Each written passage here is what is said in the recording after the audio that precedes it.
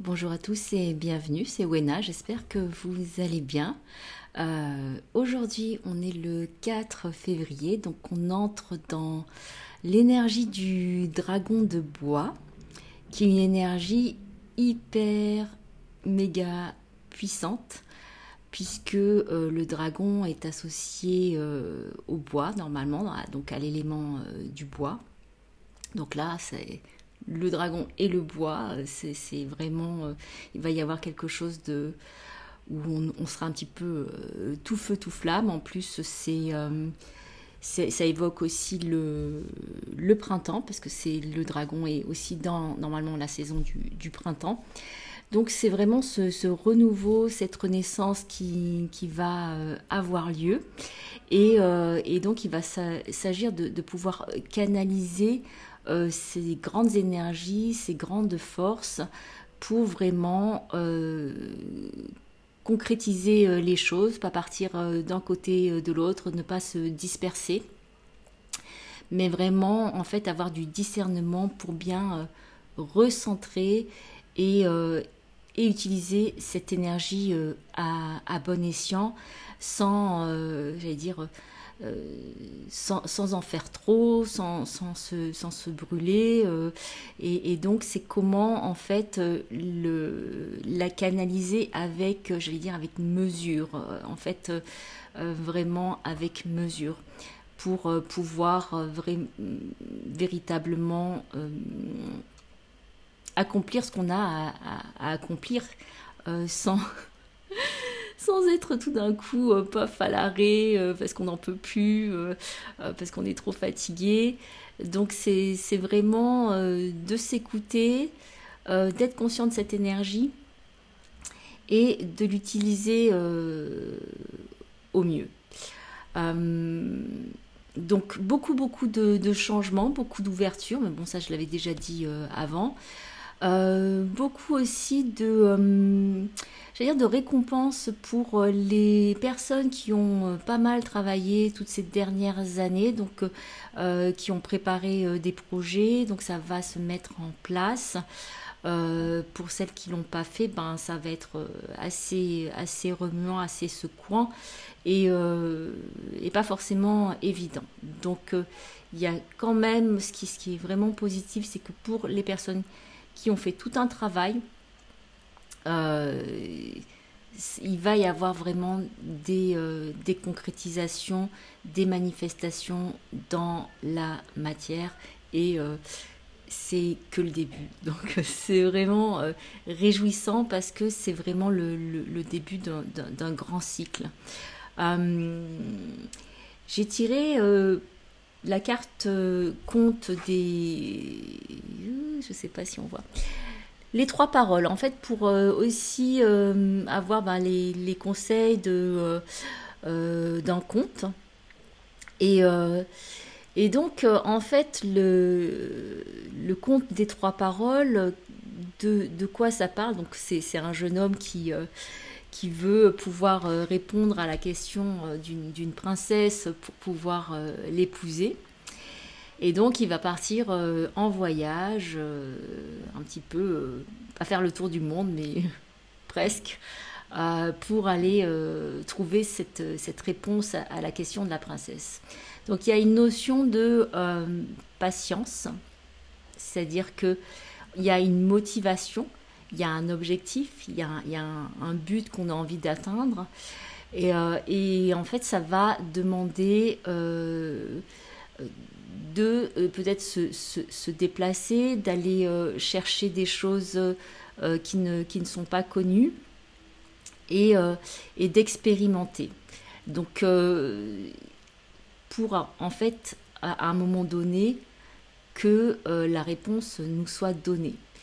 Les trois paroles de ce conte, et ces trois paroles vraiment à expérimenter, c'est-à-dire que il faut pouvoir les utiliser parce que la sagesse, c'est pas simplement savoir au niveau de son mental, mais c'est aussi comment on met en pratique dans la vie quand il y a des situations qui surgissent et à ce moment-là, on peut se remémorer certaines paroles de sagesse et se dire tiens, voilà, je prends un moment et qu'est-ce que ça vient me dire là, et est-ce que là je peux utiliser cette sagesse, cette parole de sagesse. Donc la première parole, c'est: la personne la plus belle au monde, c'est celle que ton cœur aime, même si elle ressemble à un singe. Donc voilà, je vous laisse avec cette parole. Donc la personne la plus belle au monde, c'est celle que ton cœur aime, même si elle ressemble à un singe. La deuxième parole, c'est: ne trahis jamais la confiance que l'on met en toi. Ne trahis jamais la confiance que l'on met en toi. Et la troisième parole, c'est: ne laisse jamais échapper un moment de bonheur. C'est un peu le YOLO.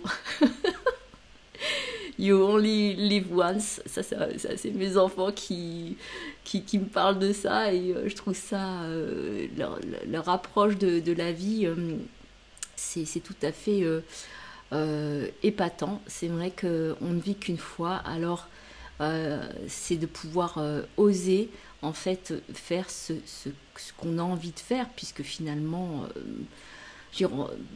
voilà, on peut tenter une fois, une deuxième fois, et voir en fait ce que ça nous amène, et y aller, avoir quelque part de l'audace. En fait, c'est aussi l'audace de vivre, l'audace de se montrer, de montrer toutes les facettes de nous aussi, sans craindre finalement d'être jugé, puisque finalement à la fin, ben voilà, en fait on meurt tous.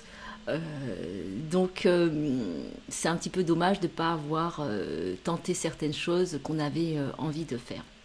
Donc c'est ça aussi, c'est de pouvoir, c'est même pas prendre des risques, parce que c'est même pas un risque. Nous on peut le voir comme un risque, mais en fait c'est pas du tout un risque, c'est juste voilà, faire des expériences, tenter certaines choses, oser le faire, sans avoir des attentes, sans avoir d'attente, et puis voir un petit peu ce qui se passe, parce que et d'être réjoui de faire ça, en fait, que ça nous donne du plaisir de le faire, et quelque part aussi parfois c'est challengeant, ça nous met un petit peu au défi, mais après on est tellement content de l'avoir fait, d'avoir essayé.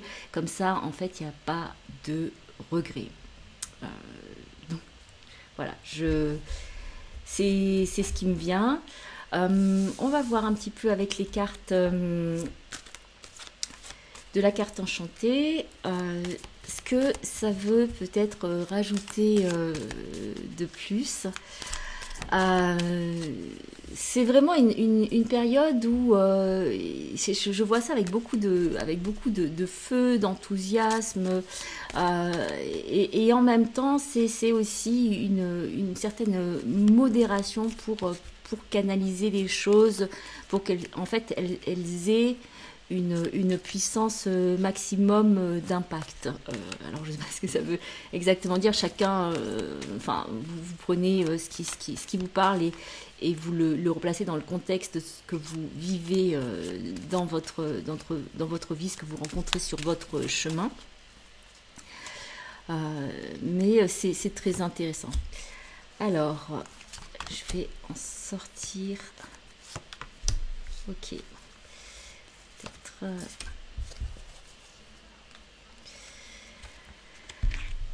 Alors, on a...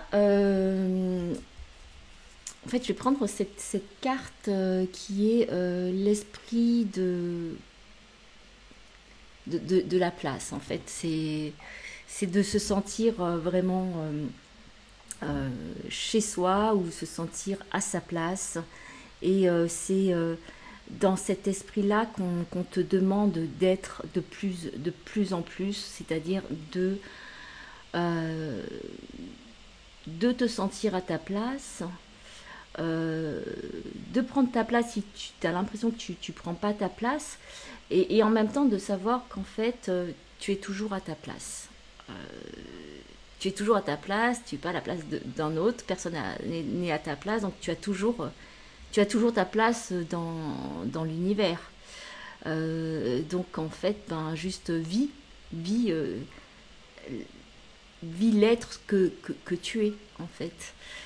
Et puis on a la carte de suivez le leader, suis le leader. Je crois que c'est surtout, en fait, c'est de suivre ta propre guidance et ton propre leader. Après, peut-être que pour certains, ça va être de trouver ou de rencontrer une personne qui va être très inspirante. Et que en fait on va peut-être suivre ses traces ou voir en fait comment cette inspiration nous mène à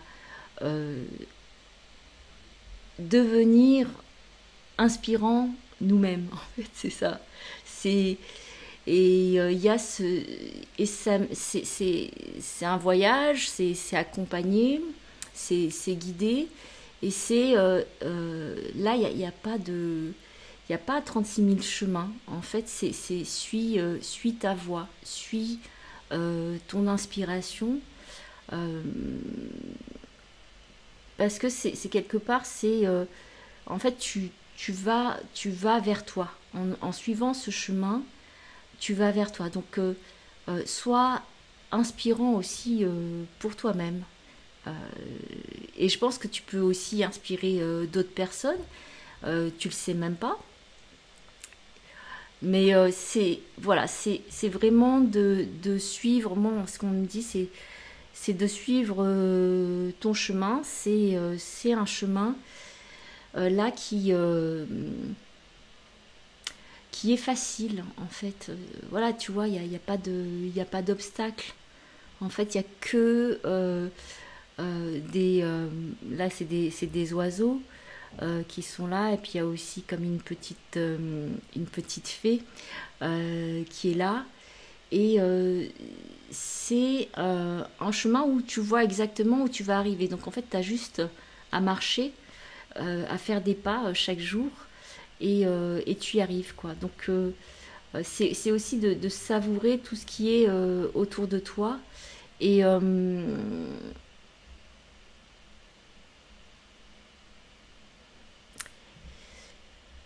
et d'avoir cette sensation que ben, tu vas vers ta lumière, quoi, parce que là c'est quand même très très très très lumineux. Et là c'est vrai que derrière c'est tellement lumineux que ça me fait penser bah, à la source. Et en fait c'est aussi une reconnexion à la source divine, tout en étant bien enraciné comme cet arbre sur le plan terrestre. Donc c'est les deux qui coexistent en même temps, et c'est ce que tu peux faire coexister en même temps en toi, cette source divine, cette lumière divine, et en même temps cet ancrage terrestre, et vivre ta divinité sur terre. Et donc ça veut dire que tu vis pleinement ta vie. On a cette carte qui est immobilisée dans la boue. Et moi, ce que ça m'évoque, mais elle est quand même super lumineuse, quoi. Donc, c'est que, en fait, il y a parfois où le mental nous rattrape. Et puis, on recommence à faire des tours comme ça. Et puis, à pas savoir comment on peut s'en sortir. Et c'est juste, en fait, de prendre le temps de pas forcer trop pour pouvoir s'en sortir. C'est de pouvoir écouter, agir en fait stratégiquement, c'est-à-dire qu'est-ce qui est là autour de moi, quels sont les éléments, quels sont les paramètres que j'ai, quel est le contexte, et de prendre un petit peu le temps de regarder tout ça et se dire, en fait, quelle est la solution la plus facile pour me sortir de ça. Alors, je sais que parfois, il y en a certaines qui aiment bien rester dans les problèmes et ne pas forcément vouloir trouver de solution parce que ça leur apporte un bénéfice. Donc, quelque part, d'être dans une position de victime, hein. Mais peut-être c'est ce dont elles ont besoin à un moment donné. Mais là, c'est vraiment de comment, en fait, je peux trouver les solutions en prenant le temps et en n'étant pas dans la force, en fait. C'est-à-dire qu'il n'y a pas de... Là, il n'y a pas de force à avoir. C'est quelque chose qui est beaucoup plus dans la stratégie et peut-être que c'est d'arrêter d'aller quelque part où en fait ça ne mène à rien. Donc l'oiseau qu'il y a sur l'éléphant, quelque part il lui dit regarde peut-être complètement à l'opposé, regarde de façon inversée, peut-être change de position. Et c'est peut-être par là qu'en fait tu vas pouvoir trouver la sortie. Donc il y a quand même un temps d'introspection. Alors peut-être que c'est... voilà, enfin, c'était... Parfois je me dis, c'est vrai que la lumière, ça peut faire peur, hein, ou le succès, ça peut faire peur. Et donc il peut y avoir ce mouvement en fait de recul ou de procrastination qui est là. Et là, c'est de réfléchir, d'analyser, de se dire c'est quoi mes freins, c'est quoi mes peurs qui m'empêchent d'aller dans cette lumière et finalement de m'embourber tout seul.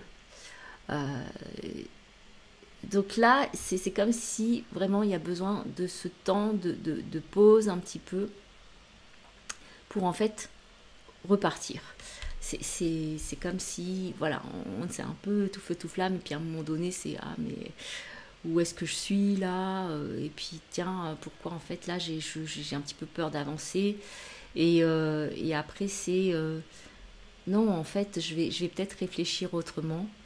Et je vais trouver la solution pour avancer, même si c'est pas ce que au départ j'avais pensé. Et on a la carte de dans l'inconnu. J'adore cette carte. Je sais pas, c'est l'image. J'adore parce que en fait je la trouve très élégante cette femme et en même temps c'est comme si elle avait revêtu vraiment ces beaux habits et de dire voilà, je suis parée, je suis prête pour aller dans l'inconnu en toute confiance. Il y a les petits cœurs autour d'elle. Tout autour d'ailleurs et en fait elle se laisse quelque part, elle s'abandonne, elle se laisse guider par ses ressentis, par finalement toutes les énergies. Il y a un arc-en-ciel qui est là, hein. Et elle se lance. Donc il y a quelque chose où c'est de ne pas avoir peur d'aller vers l'inconnu, vers ces territoires qui peuvent nous paraître étranges ou étrangers. C'est aussi d'aller, comment dire, sans a priori, sans préjugés, euh, vers ce qui nous attend ou qui s'ouvre à nous. C'est-à-dire qu'il y a une immense confiance et une immense foi aussi que les choses vont bien se passer. Donc c'est vraiment quelque chose qui est au niveau de la confiance et de la foi. Donc là, on gomme, on enlève les peurs. Ça ne veut pas dire qu'on devient complètement téméraire, mais il y a cet abandon à ce qui est en train d'advenir dans ces territoires qu'on va découvrir, ces territoires qui sont inconnus et qu'on va découvrir. Et enfin, j'ai ce mot qui c'est réjouissant. Je redis encore ce mot, mais il y a quelque chose de très réjouissant parce que ça éveille la curiosité, ça éveille l'esprit de l'enfant qui a envie de découvrir, qui n'a pas d'attente, mais qui se réjouit en fait, qui se réjouit déjà de ce qu'il va découvrir. Et je crois que c'est un petit peu ça dans ces prochaines semaines, cette prochaine semaine ou ces prochains jours, c'est allez, je fais confiance, j'ouvre, je m'ouvre, je vais explorer des territoires, même si avant ça me semblait vraiment pas possible, mais c'est un peu YOLO quoi, donc you only live once, tu ne vis qu'une fois, donc là c'est bon en fait, tu y vas en fait, t'as rien à perdre en fait, c'est ça, c'est d'être dans le truc où j'ai rien à perdre, je peux gagner, enfin je peux gagner beaucoup, en tout cas au niveau de l'expérience, de mon apprentissage, et on ne sait jamais. Et là, c'est quelque part, c'est comme si on me dit, c'est comme si en ayant cet élan de confiance et de foi, c'est que tu convoques les synchronicités. C'est-à-dire qu'il y a des choses qui arrivent, il y a des choses qui résonnent et qui vont apparaître. Et en fait, il y a comme si de plus en plus un émerveillement qui se fait. Donc, je trouve ça très très beau. Donc, pour ces prochaines semaines, c'est vraiment très beau. Alors, bien sûr, toujours, c'est ce mot qui me revient toujours avec mesure en fait. C'est ce contentement qu'il peut y avoir à l'intérieur de nous, qui nous nourrit, et même si parfois il y a des éclats qui sont là, et en fait on ramène ça pour se nourrir de façon bienveillante et tendre. Je crois que j'ai fini. Je vous embrasse très très fort, de cœur à cœur. Je vous souhaite une excellente semaine. Merci pour vos commentaires, pour votre soutien. Merci de liker, de partager, de mettre vos commentaires. Et je vous dis à très bientôt.